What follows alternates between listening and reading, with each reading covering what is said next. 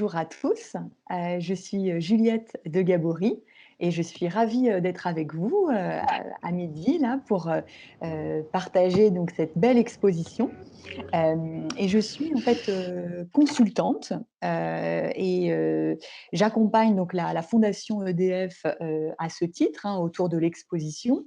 Et ma spécialité, c'est la médiation culturelle. Je suis Isabelle Martin et je suis déléguée académique à l'éducation, aux médias d'information au rectorat de Bordeaux et co-rédactrice du dossier pédagogique Fake News, Art, Fiction, Mensonges. Voilà, le propos de notre séance, donc, c'est l'exposition Fake News, Art, Fiction, Mensonges, qui sera présentée eh bien, le plus rapidement possible, on va dire, en fonction des directives gouvernementales, dans l'espace donc, de la Fondation EDF, dans le centre de Paris, à côté de Sèvres-Babylone.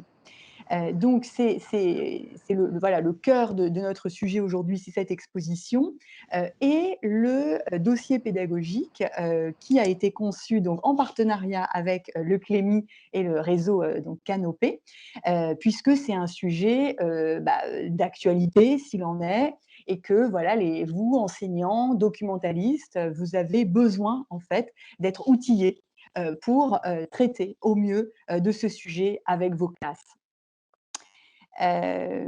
Donc c'est une exposition qui, à la fois, prendra la forme d'une exposition classique que vous pourrez visiter avec vos classes dans cet espace dont je vous parle, mais c'est aussi une exposition qui prendra la forme d'une exposition virtuelle que vous pourrez du coup consulter sur le site de la Fondation EDF.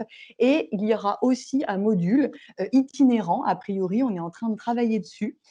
Vous pourrez, en lien avec votre coordonnateur pédagogique du Clémy, hein, en fonction donc, de votre région, vous pourrez donc du coup obtenir en fait cette exposition et la présenter au sein certainement de vos CDI. Voilà, donc c'est vraiment une exposition, on va dire, multiple, pour que vous puissiez voilà, tous en profiter le plus possible. Alors, les objectifs de notre webinaire. Aujourd'hui, on va dire qu'il y en a deux hein, principaux. D'abord, notre but, c'est que vous repartiez de cette séance avec une vision beaucoup plus claire de ce qu'est une fake news. Hein, au-delà un peu du côté parfois un petit peu marketing ou un peu événementiel ou qui brouille un peu hein, la définition de ce que c'est qu'une fake news. D'abord, pourquoi on utilise un terme anglais, quel est l'équivalent vraiment en français, qu'est-ce que ça recouvre. Ça, c'est vraiment notre premier axe. Et le deuxième axe, c'est en fait vous proposer une approche un petit peu différente de ce phénomène à travers l'art. Hein, et c'est vraiment la spécificité de l'exposition de la Fondation EDF, qui est vraiment d'aborder une question d'actualité, une question de société, mais par un prisme artistique, par l'image, par la création. Et donc, vous voyez, ça décale un peu l'approche. Et vous, je pense que dans vos classes et tout, ça va vous permettre aussi peut-être voilà, d'aborder les choses un peu différemment. Voilà pour nos deux objectifs principaux. On s'est, ça y est, on s'est présenté.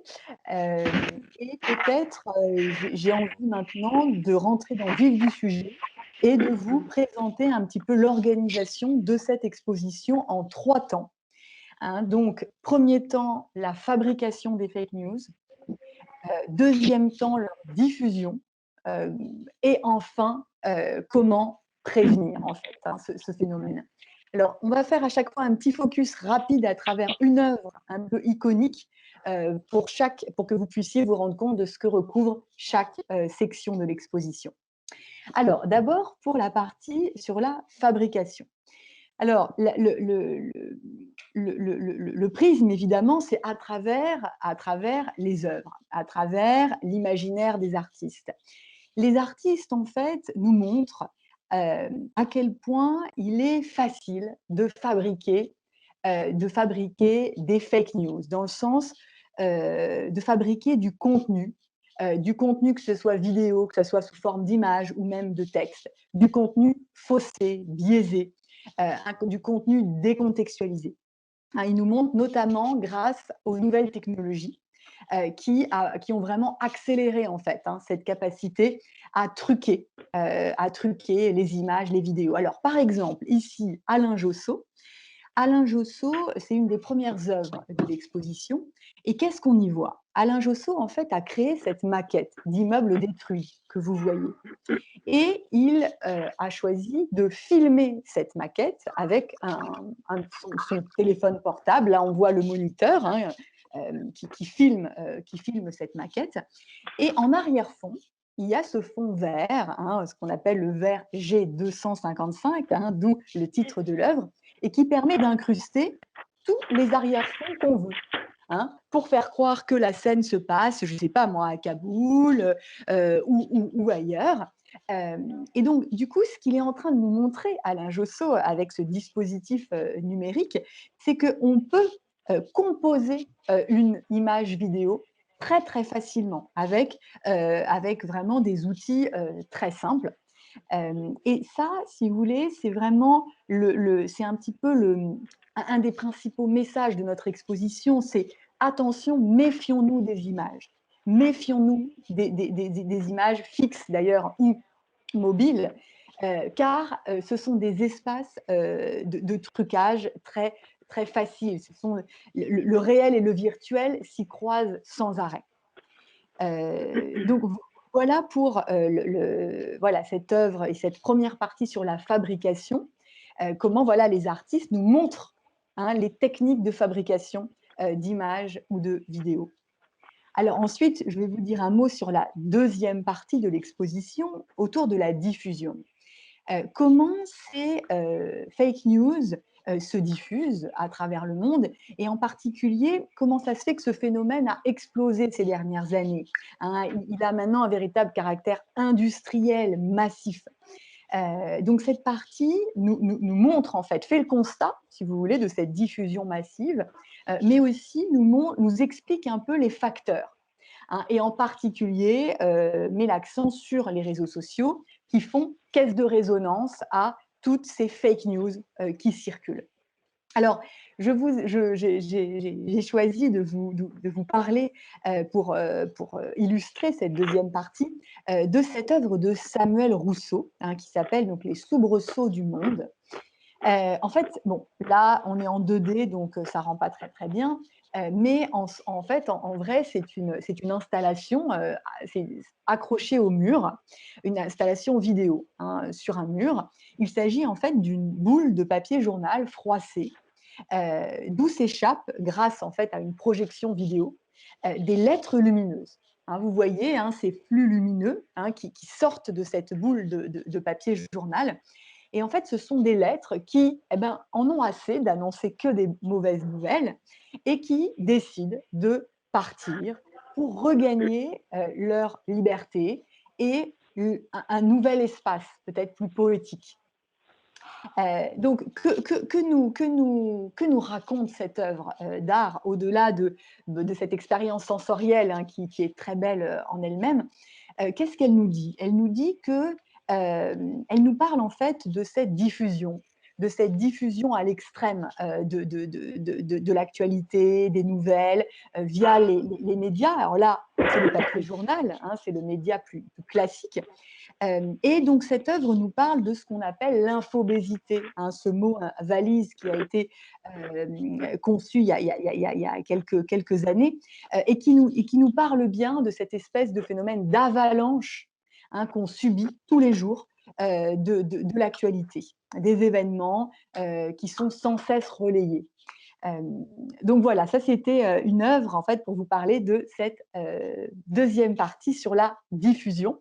Et en fait, ce phénomène, les fake news ne sont, si vous voulez, qu'un élément dans cette circulation à très grande échelle d'informations, dans cette infobésité, vous voyez. Voilà. Et ensuite, la troisième partie, c'est qu'est-ce qu'on peut faire à notre échelle pour s'outiller contre ces fake news, pour juguler ce flux d'informations. Alors, il y a principalement, évidemment, l'éducation aux médias, hein, on est là pour ça aujourd'hui. Et là, à travers cette illustration de Aller plus Aller, hein, qui est un couple d'artistes italiens, ce que j'ai voulu montrer, c'est notre droit, entre guillemets, à la déconnexion. C'est à chaque citoyen, c'est à chaque individu aussi d'être capable de faire le vide, hein, de se déconnecter de ce flux d'informations, de recréer un espace euh, protégé, en fait. Et ben justement, et c'est certainement cette hygiène mentale est certainement, évidemment, une des meilleures façons de faire obstacle, hein, aux fake news, en réalité. Voilà, donc ça, c'était vraiment une vision, enfin une présentation des 3 grandes parties de notre exposition. Et puis là, j'avais envie de vous faire traverser la scénographie assez magistrale, hein, signée Vincent Torgman, la scénographie de notre expo. Alors, peut-être Isabelle, tu peux voilà, faire passer les diapos les unes après les autres pour que chacun, vous puissiez voir un petit peu à quoi ça va ressembler, hein, cette expo. Voilà, donc on a une tour d'entrée assez impressionnante qui accueille le visiteur, sur laquelle est projeté des dessins de presse. Hein, il y a en effet, la caricature, le dessin de presse occupe une place assez importante aussi dans notre exposition, aux côtés d'œuvres d'art contemporains, voilà, peut-être plus attendues. Donc voilà, une tour d'entrée, une construction, on va dire, à la fois magistrale et théâtrale, en fait. Hein. Vincent Torgman, notre scénographe, il vient du monde du théâtre. Hein. Donc voilà, c'est vraiment sa signature. Et puis vous voyez là des vues des galeries, de l'exposition.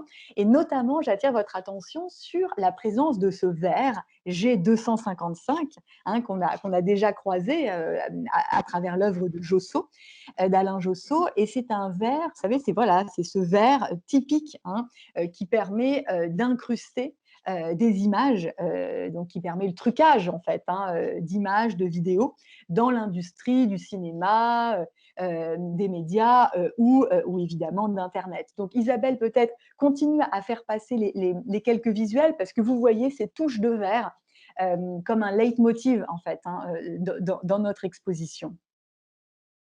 Voilà, une scénographie comme je l'ai indiqué là sur la diapo, à la fois électrique, quoi, un peu magnétique, électrique, qui renvoie bien en fait à ce phénomène, à ce phénomène des fake news.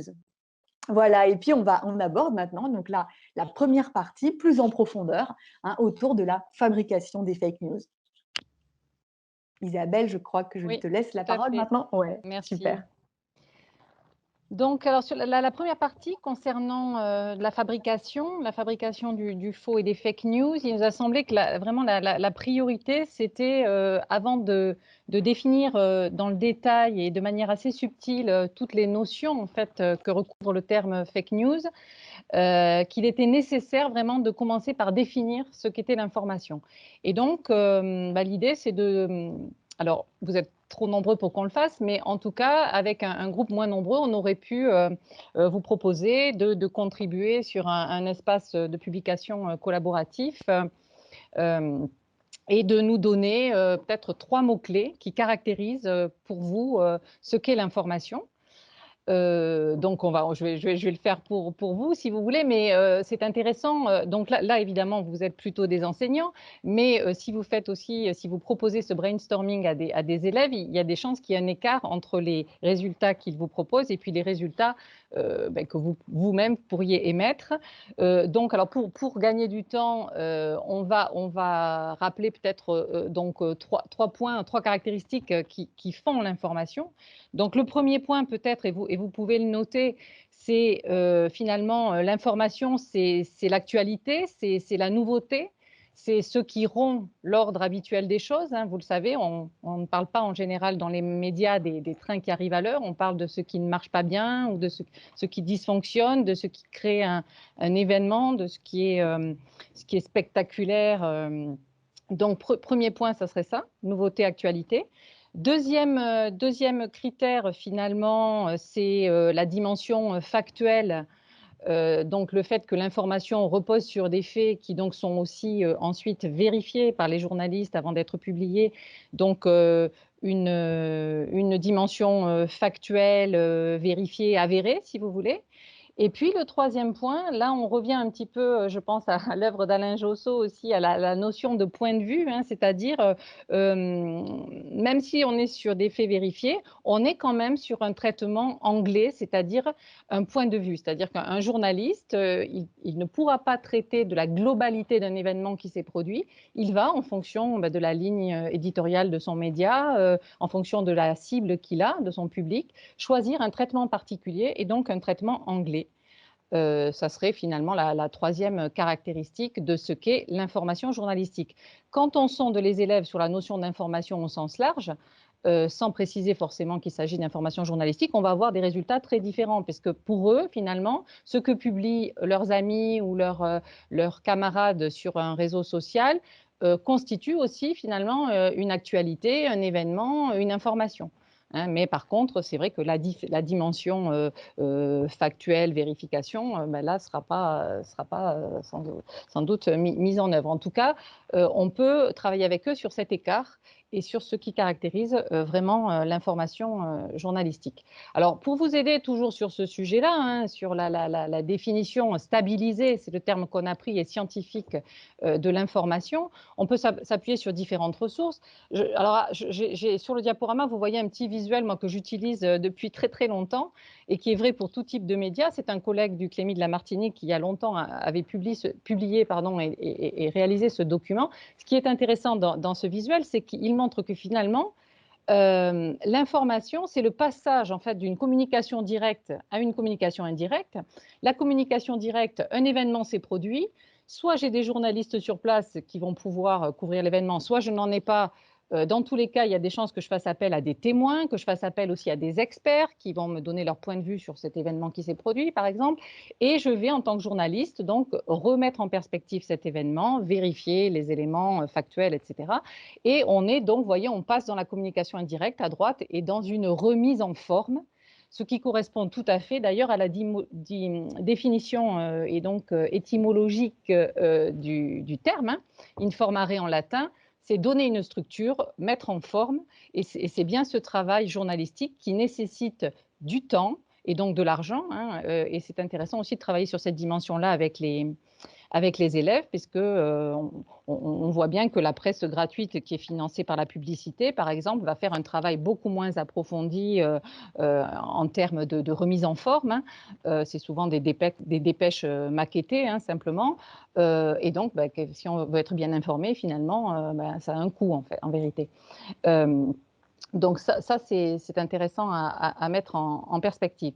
Alors, toujours sur la notion d'information, c'est bien aussi avec les élèves d'aborder finalement ce à quoi renvoie la notion en sciences de l'information et de la communication.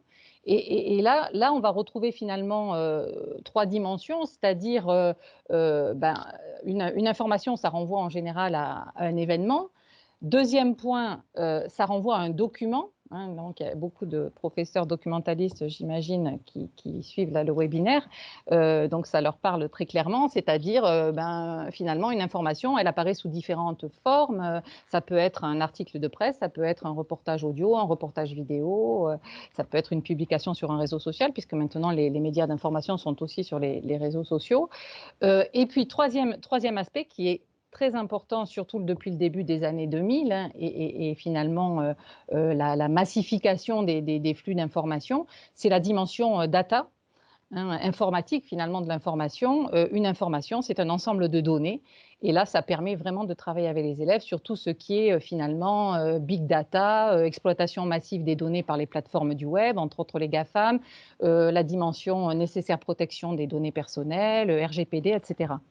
Donc voilà, donc avec tous ces éléments, on peut déjà brosser, vous voyez, voilà, définir des prérequis qui vont être nécessaires pour aborder après le traitement des fake news. Donc, en ressources complémentaires, je pense que Karen Prévost-Sort va vous le faire passer dans le chat. On proposait aussi une ressource donc, de l'agence France Presse qui s'intitule D'où vient l'information, que vous retrouverez sur les moteurs de recherche en tapant simplement ce terme, hein, D'où vient l'information, source AFP. Actuellement, elle n'est plus sur le site de l'AFP parce que je pense que la ressource est en train d'être actualisée. Et puis, des vidéos aussi, 2 vidéos, une vidéo YouTube, l'information en 5 questions, d'Arte Journal Junior, et puis une vidéo, un jour une actu, pardon, d'où viennent les informations, qui sont des ressources utiles, collège ou lycée, pour travailler avec les élèves sur le sujet. Et enfin, aussi des textes relatifs au régime juridique de la presse, puisque si on reprend ces textes-là, l'information est définie comme un contenu original présentant un lien avec l'actualité et ayant fait l'objet d'un traitement à caractère journalistique. On est bien dans ce qu'on évoquait précédemment. Alors, une fois que ceci a été abordé, on va maintenant s'intéresser à ce que recouvre le terme fake news, parce que ce dont on s'est rendu compte en travaillant sur la rédaction du dossier, c'est que ça constituait vraiment une priorité, puisqu'aujourd'hui, on voit beaucoup parfois d'interventions sur le sujet des fake news, mais présentées comme un ensemble un peu générique de faux, mais qui finalement n'est pas suffisamment précis pour que les élèves puissent s'y retrouver. Donc, il y a une des fiches du dossier pédagogique, si vous l'avez consulté le dossier, hein, rappelle aussi l'histoire des fake news, hein, et rappelle que cette histoire, elle est pas nouvelle, elle remonte au Moyen-Âge. On a évoqué là, le mot rumeur et la façon dont le faux se propageait, entre autres peut-être via les colporteurs à l'époque. Hein. Donc, et puis les différentes dates clés, en particulier au XVIIIe siècle, hein, la notion de fausse nouvelle qui est désignée par le terme canard, hein, le journal finalement de mauvaise qualité qui va diffuser du faux. En fait, c'était des faits divers hein, à l'époque. Une date très importante, la loi sur la liberté de la presse hein, au 19e, où la notion de nouvelle fausse apparaît. Et on la retrouve dans d'autres textes de loi, hein, code électoral, code pénal, code monétaire, etc. Information fausse, fausse information, fausse nouvelle. Et puis, sur la chronologie, on va, en fait, finalement, on part du Moyen-Âge au XIIIe siècle, mais on va jusqu'au deepfake. Hein, donc, les deepfakes, on va être sur 2018-2019. Hein, donc, ces fausses vidéos dont on parlait de dimension data, dont le code informatique est modifié. Et qui font finalement, voilà, qui modifient dans une vidéo la vitesse de défilement. Donc, on va me faire dire des choses à un personnage ou à un homme politique. Hein. Obama a été un des premiers à faire l'objet de production deepfake, et on va finalement lui faire dire des choses qu'il n'a pas dites. Et en particulier, je pense, dans la dernière campagne présidentielle américaine, Joe Biden en a été victime, puisqu'on l'a mené à un moment donné à dire que, dans une vidéo virale, qu'il annonçait soutenir Donald Trump. Bon, en vérité, ces deepfakes sont souvent un peu excessives et caricaturales, donc bon, on a souvent tendance à pas trop se laisser berner, mais en tout cas, les possibilités de vraiment tromper sont décuplées par l'outil numérique. Alors, sur le terme fake news aussi, Juliette en a parlé au début, sur la notion d'équivalent français. Dans le dossier, vous retrouverez, hein, donc octobre 2008, hein, donc la commission d'enrichissement de la langue française évoque la possibilité donc, de remplacer fake news par le terme infox. Hein, infox que vous connaissez.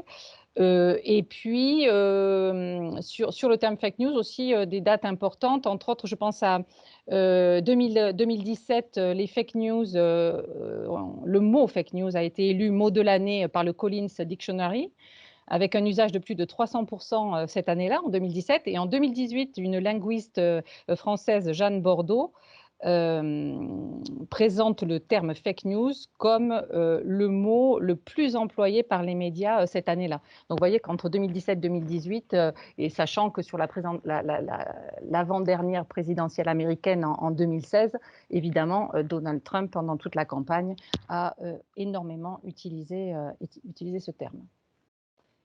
Alors, une fois qu'on a dit ça, eh bien, il va falloir essayer d'entrer dans le détail et en particulier, donc là, j'ai repris en fait une expression, donc le vaste nuancier de William Audureau, hein, A-U-D-U-R-E-A-U, qui, dans le journal Le Monde, a publié un article en 2017 qui s'intitulait « Pourquoi il faut arrêter de parler de fake news ». Et donc, il précise, le faux a son vaste nuancier et pour quiconque s'intéresse aux faits, ces nuances sont précieuses. Effectivement, avec les élèves, de la même façon, ces nuances sont extrêmement précieuses. Si on veut les amener à s'y retrouver et à acquérir une certaine méthode d'analyse, il faut présenter ce panorama dans sa finesse, dans sa subtilité. Alors, je me suis appuyée sur les travaux de Claire Wardel. Donc, Claire Wardel, en fait, elle a publié des travaux très intéressants, en particulier entre 2017 et 2019. Vous les retrouverez dans le dossier pédagogique, hein, comme tout ce qu'on évoque avec Juliette sur le webinaire. Hein. Tous les liens sont dans la version numérique en ligne du dossier. Vous pouvez cliquer et retrouver toutes les ressources. Donc, en fait, Claire Wardel, elle est universitaire à l'université d'Harvard et elle a fait partie d'un collectif de chercheurs qui travaillent sur la désinformation depuis longtemps, donc le collectif First Draft. Et dès 2017, elle a publié une typologie très très intéressante où elle liste les types de contenus, donc faux, les motivations, avec quelle intention ces contenus ont été publiés, et c'est souvent ce qui détermine leur classement ensuite. Hein. Est-ce qu'on veut faire rire? Est-ce qu'on se trompe? Est-ce qu'on veut tromper? Est-ce qu'on veut manipuler politiquement? Et puis, les modes de diffusion utilisés. Alors, sa typologie, elle est un petit peu complexe puisqu'elle propose 7 types de faux et 8 motivations possibles. Donc, vous les retrouverez dans le document qui est en ligne. Mais en vérité, nous, on a simplifié parce qu'avec des élèves, et encore là, vous avez 5 types de faux, vous voyez, qui sont classés dans 2 grands ensembles, la mésinformation, la désinformation. Mais on peut faire encore plus simple. Avec des élèves plus jeunes, on peut choisir 3 types de faux, par exemple. Donc ça, c'est à vous de voir. Et puis l'idée, c'est de les illustrer par des exemples précis, soit des exemples que vous-même, vous aurez répertoriés, puisqu'au fur et à mesure que vous, voilà, que vous naviguez sur le web, que vous lisez des contenus informationnels, vous pouvez en repérer et les archiver. Et vous pouvez aussi en trouver sur les sites de fact-checking, on va en reparler après. Donc, en tout cas, les 2 grands ensembles, et là, on va retravailler sur l'étymologie.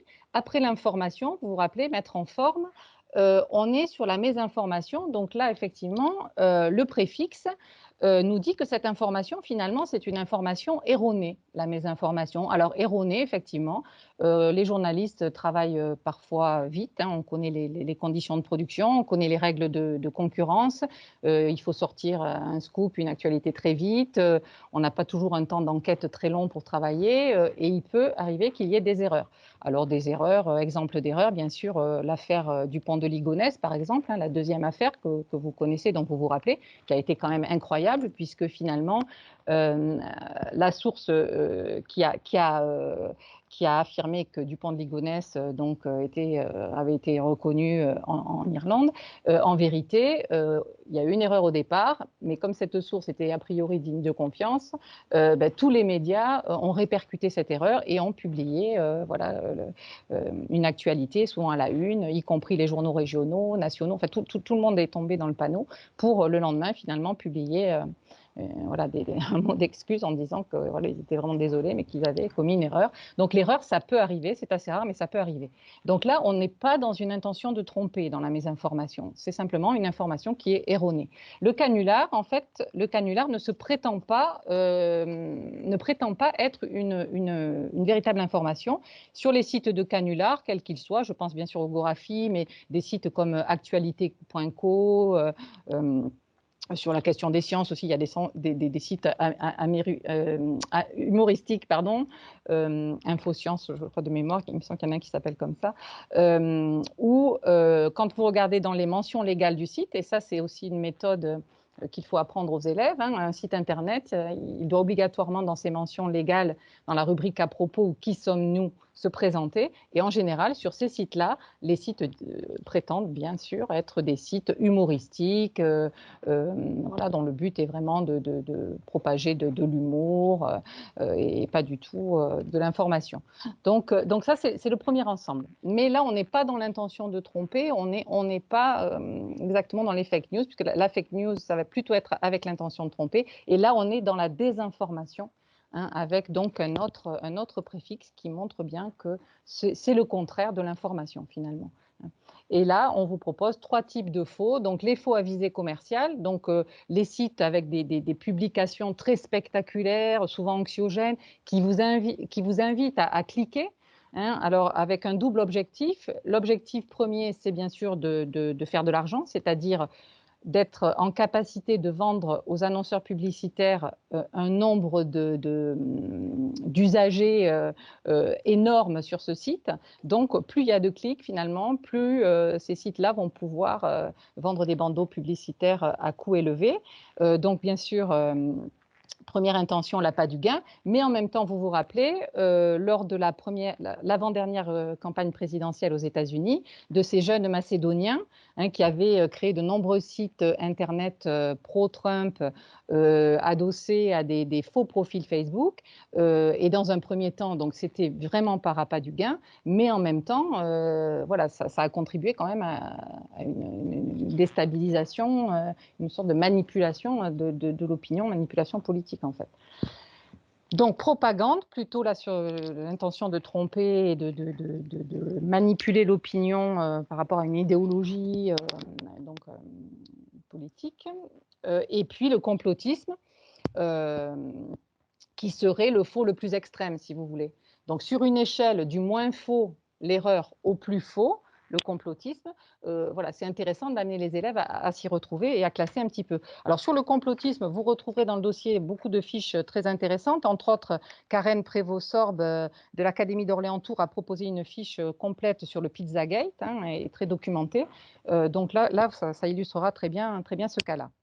Voilà, j'avance. Alors Juliette maintenant va nous présenter la façon dont les artistes ont une relation avec les fake news et est-ce qu'on peut dire finalement qu'ils créent des fake news?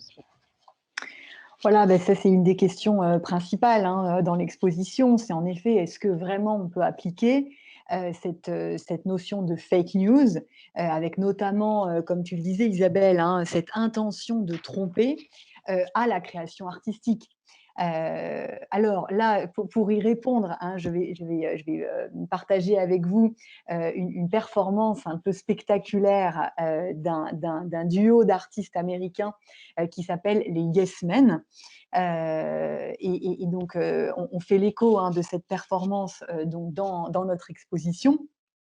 Alors, c'est un tandem d'artistes qui ont l'habitude de régulièrement d'effrayer la chronique par l'invention, on va dire, de canulars ultra médiatisés qui attaquent le système capitaliste, notamment certains grands groupes industriels ou parfois aussi des dirigeants politiques.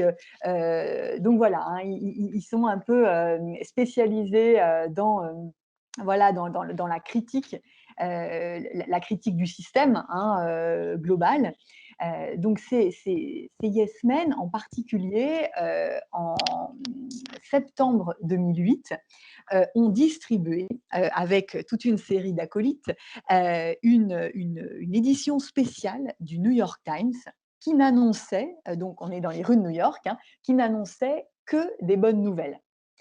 Donc c'est évidemment, une blague entre guillemets. Donc vous pouvez lire là quelques exemples d'articles. Voilà, donc fin de la guerre en Irak, gratuité des universités. Enfin voilà, toute une série de très bonnes nouvelles. Et là, typiquement, ben voilà, on est sur la diffusion à plus de 100 000 exemplaires, je crois, ils l'ont sorti, donc cette édition spéciale, de fausses nouvelles, entre guillemets. Donc, voilà, c'est une performance où on peut en effet se demander si on peut qualifier ça de fake news. Alors, déjà, j'ai parlé de canular, hein, puisqu'il n'y a pas vraiment derrière, il n'y a pas forcément la mauvaise intention de tromper ou de manipuler, mais plutôt peut-être de montrer du doigt les dysfonctionnements d'un système, hein, puisque en rêvant comme ça d'une société voilà, plus juste, plus pacifiée, etc., eh bien voilà, les yes men, qu'est-ce qu'ils disent? Bah, ils sont en train d'écrire une sorte de manifeste politique, hein, en réalité, en creux, hein, si vous voulez. Euh, et puis, qu'est-ce qu'ils nous disent aussi? Ils nous disent que, eh bien, à travers cette institution médiatique par excellence, qui est le New York Times, qui détourne en quelque sorte, qu'il hack, hein, qu'est-ce qu'ils nous disent? Bah, ils nous disent, en fait, ils nous parlent de la puissance justement de ces médias qui façonnent notre vision du monde à travers leur ligne éditoriale, hein, les choix qu'ils font, hein, des articles qu'ils vont diffuser ou non.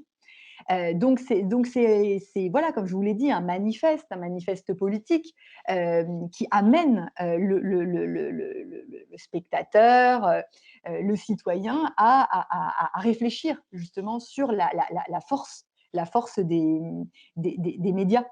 Euh, alors, pour creuser peut-être un peu plus hein, sur cette performance, ce qui est intéressant de noter, c'est que donc cette édition du New York Times a été diffusée donc, dans les rues de New York en septembre 2008, mais qu'en réalité, elle est datée de juillet 2009, donc quasiment 9 à 10 mois après hein, la distribution. Donc, voilà, à nouveau, il ne s'agit pas forcément vraiment de fake news, de fausses nouvelles, mais plutôt d'une sorte de journal utopique, hein, de liste au Père Noël. Hein, donc voilà, vous voyez, c'est un exemple d'œuvre, hein, de performance artistique qui nous aide un peu à décaler un peu voilà, notre approche des fake news en l'élargissant aussi. Euh, voilà pour ce que je voulais vous dire pour cette œuvre. Et puis Isabelle, je te laisse poursuivre. Ok, donc on attaque la deuxième partie, hein, donc relative à la façon dont les fake news se propagent, se diffusent et aux questions de viralité. Donc on a choisi donc de travailler dans les premières fiches de la partie diffusion sur le pouvoir des images justement, puisque finalement c'est parce que les fake news ont un support visuel, que ce soit une image fixe, une photo ou une vidéo, qu'elles se propagent beaucoup. Puisqu'on le sait, entre autres, quand on regarde les usages que les jeunes ont, la pratique de l'information qu'ils ont sur les réseaux sociaux, souvent, ce qu'ils apprécient particulièrement, ce sont les formats courts et les images, en fait. Donc, sur la question du pouvoir de l'image, vous retrouvez l'œuvre d'Alain Josso. Donc, on a croisé en 3 points, finalement, et vous les retrouvez dans les différentes fiches du dossier. Donc, le photojournalisme et la notion de point de vue. C'est vrai que moi, il me semblait que c'était un prérequis vraiment très intéressant de travailler sur la façon dont les journalistes, et en particulier ceux qui font de la photo, du photojournalisme, abordent cette couverture du réel, finalement. Hein. On va en reparler. Ensuite, donc, la façon dont les images peuvent être manipulées. Et puis ensuite, la façon dont les artistes, vous l'avez vu, Juliette l'a présenté pour Alain Josso, mais on va l'aborder à travers d'autres œuvres, comment effectivement la manipulation s'exerce et puis surtout quel est son intérêt, quoi, puisque l'artiste évidemment a pour but de nous faire réagir, de nous provoquer aussi, ce que va peut-être pas forcément faire bien sûr le photojournaliste. D'où l'idée de complémentarité entre l'éducation artistique et culturelle et puis l'éducation aux médias à l'information. Alors, sur la question du photojournalisme et la notion de point de vue, j'en ai un petit peu parlé tout à l'heure. Évidemment, un photographe, il ne va pas pouvoir tout montrer. Donc, très intéressant et même essentiel de former les élèves à la grammaire de l'image hein, et entre autres au langage de la maîtrise du langage de l'image. Hein, le domaine 1 du socle, hein, maîtrise du langage, mais bien évidemment aujourd'hui, vu les usages des jeunes sur le web, une nécessité absolue à les former à la grammaire de l'image. Et puis aussi les faire réfléchir à la façon dont les journalistes, les photojournalistes finalement traitent de l'actualité. Donc je vous invite vraiment à faire beaucoup de revues de presse, à aller chercher donc dans les médias, sur les sites d'information, des photos photos de journalistes professionnels, des photos d'agences de presse aussi, et à réfléchir à la façon dont les journalistes travaillent. Je pense sur le site de l'agence France Presse, par exemple, vous avez une rubrique Making of qui est très intéressante, hein, qui montre où chaque jour un photographe explique voilà, comment il a travaillé, quels sont ses choix esthétiques. On a au Clémy beaucoup de ressources très intéressantes pour travailler sur ce sujet que vous retrouverez dans le dossier. Donc revenir aussi à l'éthique professionnelle. Donc là, sur le diaporama, vous avez un petit extrait de la charte d'éthique, hein, je vais m'appuyer moi sur un texte que j'aime beaucoup, que vous retrouverez dans le dossier, qui est un texte en fait d'Henri Bureau. Henri Bureau, c'est un photographe qui a été très connu entre les années 60 et les années 90. En 74, il a eu le World Press Photo, donc un grand prix international de photographie. Et donc, il a écrit en 2004 un texte qui s'appelle Objectif, donc avec un point d'interrogation. C'est parce que cette année-là, en 2004, il y a eu une rétrospective de son travail sur le festival Visa pour l'image, hein, dédié au photojournalisme. Et donc, je vous lis quelques extraits parce que c'est un très beau texte et il est assez court pour travailler avec des élèves. Donc, je le lis. Ce mot revient souvent lorsqu'on parle de journalisme, de photojournalisme. Nos confrères de plume peuvent rendre compte de sensations, de l'environnement, utiliser des informations recueillies ailleurs, évoquer des odeurs. Nos camarades de la télévision, plus proches de nous, ont le mouvement, le son, la possibilité du commentaire ainsi qu'une vision à 360 degrés. Comment un reporter photographe peut-il être objectif alors que son champ de vision est étroit, étriqué même, par rapport à l'importance ou à l'étendue des faits dont il doit rendre compte? De plus, c'est lui qui choisit son cadre et le moment où il va déclencher, donc témoigner. Bien modestement, pendant 20 ans, j'ai essayé de témoigner honnêtement des choses, des gens et des événements de la vie d'un reporter. J'ai essayé de voir clair, ce n'est pas facile. Donc en fait, ce qui importe dans ce texte d'Henri Bureau, c'est de dire que finalement, il est quasiment impossible quand on est photojournaliste d'être objectif parce que clairement, on ne montre qu'une vision partielle de la réalité. En revanche, ce qui importe, c'est l'honnêteté. Et là, on revient sur la charte d'éthique professionnelle. Donc, évidemment, on ne va pas détourner, tromper. Après, effectivement, on va faire des choix esthétiques. C'est d'ailleurs une question qui se pose chaque année au moment du World Press Photo. Est-ce que mettre des filtres, par exemple, c'est tromper ou pas, hein? Donc, en tout cas, c'est une question intéressante qui montre que finalement, la couverture du réel, elle est difficilement objective, hein. Il y a 20 ans, quand on faisait de l'éducation aux médias, on disait le journaliste, il rend compte de manière objective de la réalité. Ça, c'est un point de vue qu'on a abandonné. En fait, il essaie de rendre honnêtement compte de la réalité, mais forcément, il a un point de vue. Alors, sur le deuxième point, fake news, images manipulées, les images manipulées, au sens étymologique, hein, la manipulation, c'est finalement la modification par la main de l'homme. Donc, on peut, on vient de le voir, manipuler parce qu'on va faire des choix techniques en prenant notre photo qui vont dénaturer un petit peu, détendre, enfin pas détendre, mais exercer, si vous voulez, une distorsion entre le réel et sa représentation. Mais en tout cas, il y a la manipulation dont le but est de tromper. Et là, on va étudier avec les élèves des exemples très précis. Il y a des revues de presse aussi sur des photos, hein, pour voir que finalement, sur les fake news qui circulent, soit on a des cadrages trompeurs, c'est-à-dire un cadrage serré qui donne l'impression qu'il y a beaucoup de monde, qu'il y a une grande foule, alors qu'en vérité, si on élargit le cadre, il y a peu de monde et il y a beaucoup d'espace vide autour. Des images qui ne correspondent pas à la situation. Je pense à une image des Champs-Élysées le lendemain des attentats de novembre 2015, Champs-Élysées désertés, les terroristes ont gagné, etc. En vérité, quand on regarde attentivement la photo, et les élèves, il faut les apprendre à déjà décoder les images et à voir si, en fait, entre la légende et ce que montre l'image, il y a de la cohérence ou de l'incohérence. Et sur cette image utilisée en novembre 2015, en vérité, il y avait les arbres étaient feuillus, il y avait beaucoup d'arbres, de feuilles vertes. Ça ne pouvait pas être en novembre, en fait. Donc, images ne correspondant pas à la situation, fausse légende, je viens de le dire. Et puis, surtout aussi, effacement, ajout de personnages, de morceaux de paysages. Dans nos manuels d'histoire, hein, on a tous des souvenirs, hein, d'images, en particulier dans les régimes totalitaires, je pense sous Lénine, Staline, toutes ces photos où finalement, à un moment donné, quelqu'un finalement est effacé parce que voilà, il est tombé en disgrâce et on va l'enlever, on va le modifier. On en voit encore aujourd'hui, hein, parfois aussi dans des objectifs de communication, les politiques vont effacer certains éléments.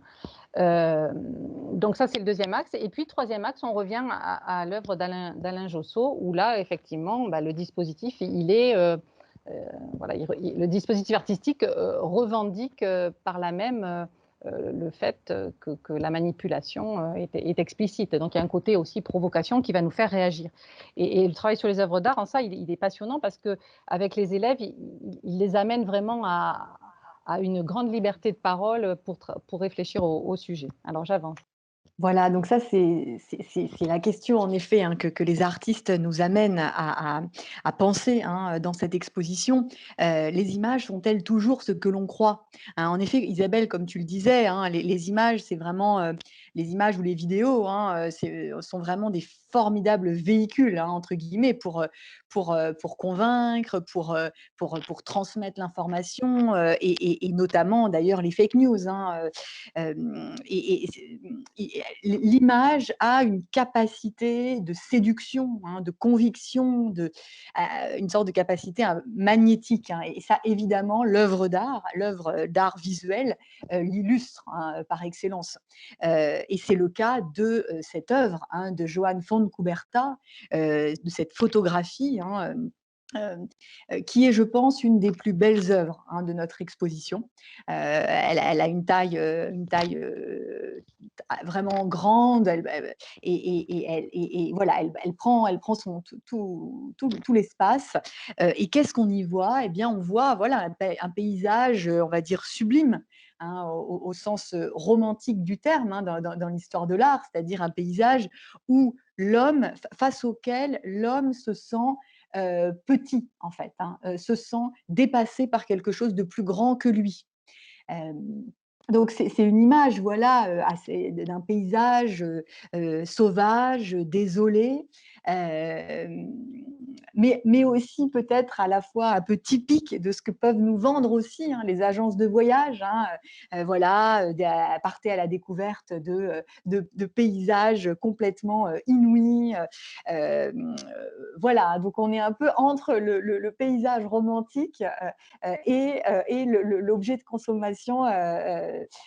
consommation touristique. Hein. Donc, et en réalité, cette image n'existe pas. Hein, c'est-à-dire que le paysage qu'on voit là n'existe pas.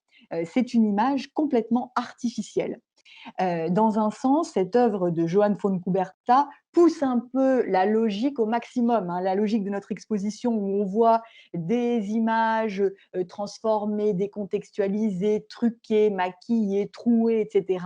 Et ben là, carrément, on va encore plus loin et on voit une image totalement artificielle, qui a été créée par un logiciel d'ailleurs utilisé par, à l'origine, les militaires.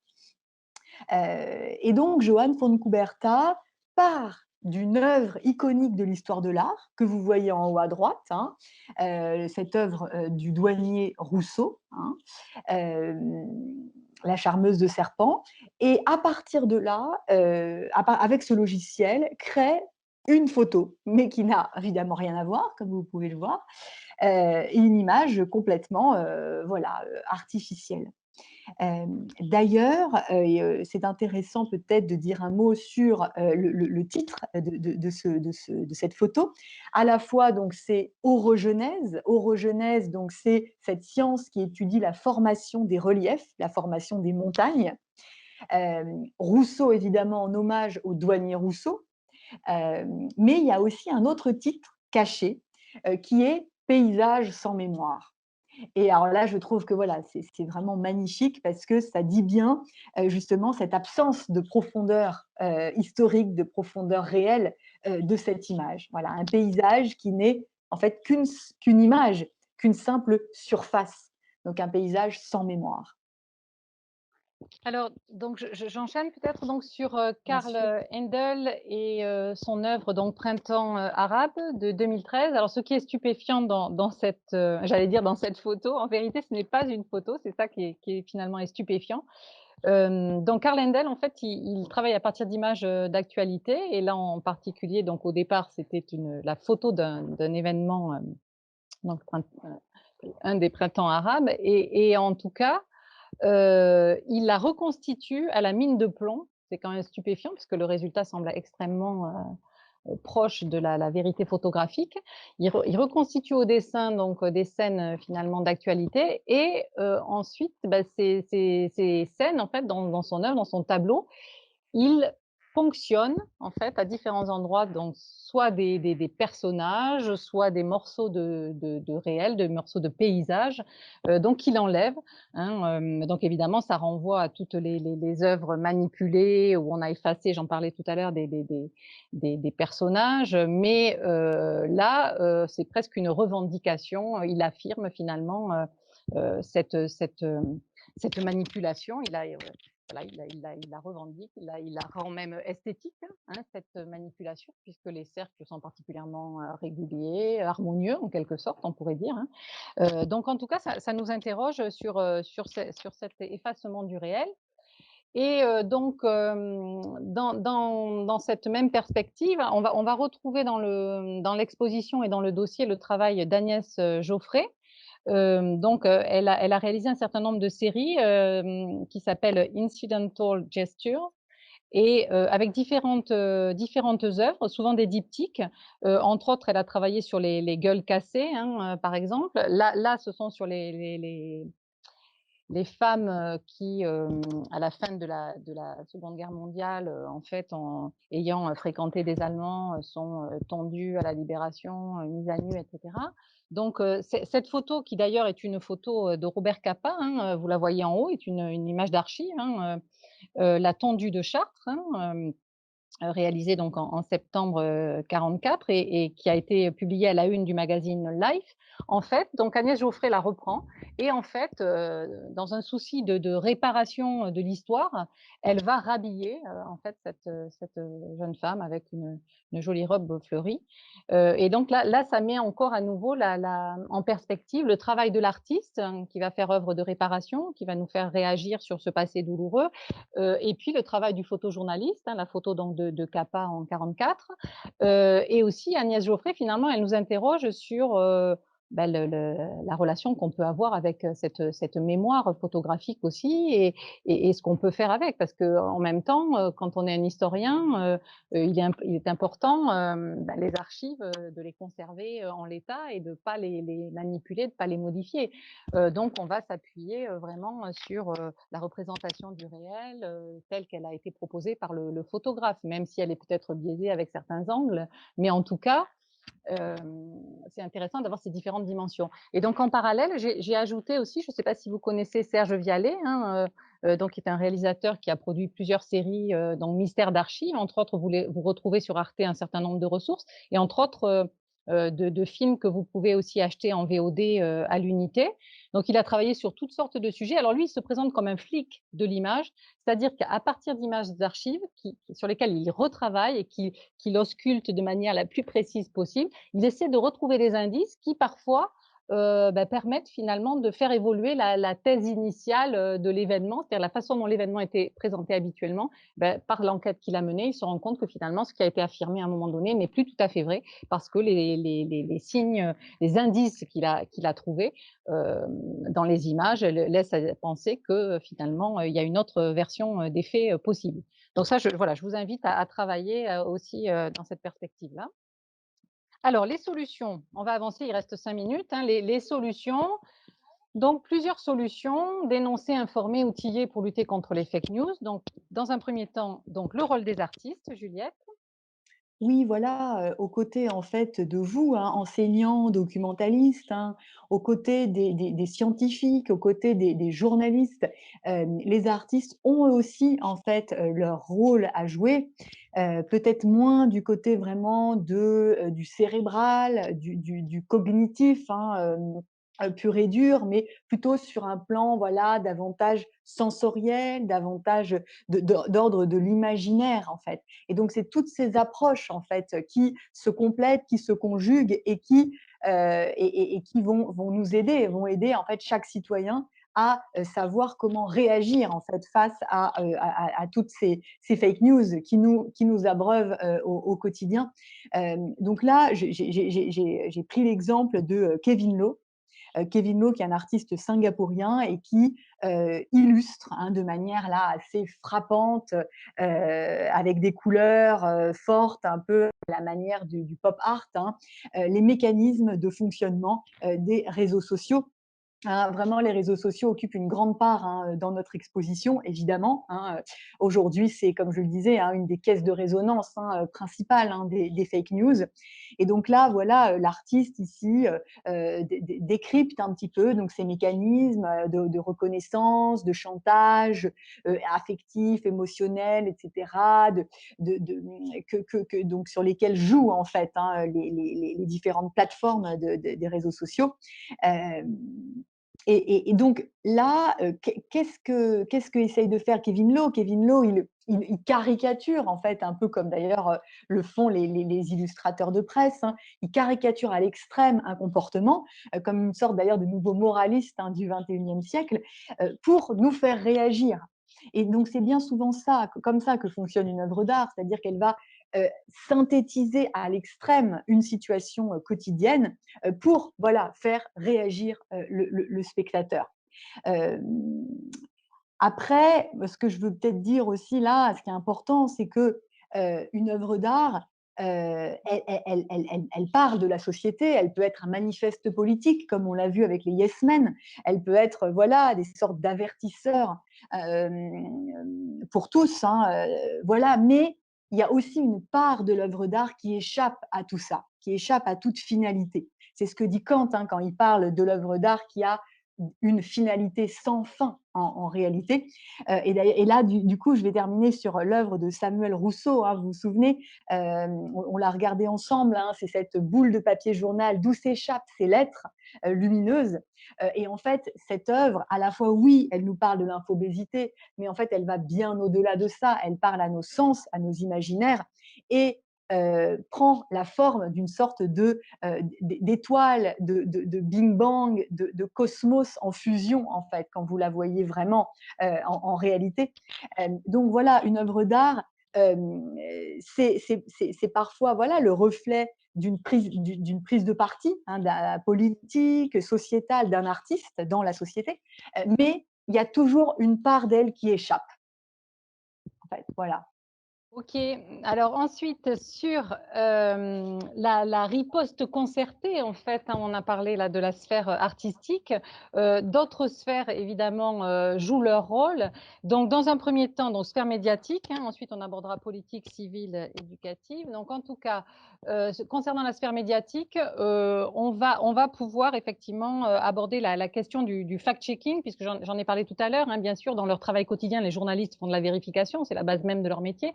Mais par ailleurs, et depuis les années 2000, en fait, les médias ont développé de très nombreux sites de fact-checking qui constituent pour vous autant de sources et de ressources pour travailler en classe sur des exemples qui sont décryptés ou débunkés, pour reprendre le terme utilisé par les professionnels.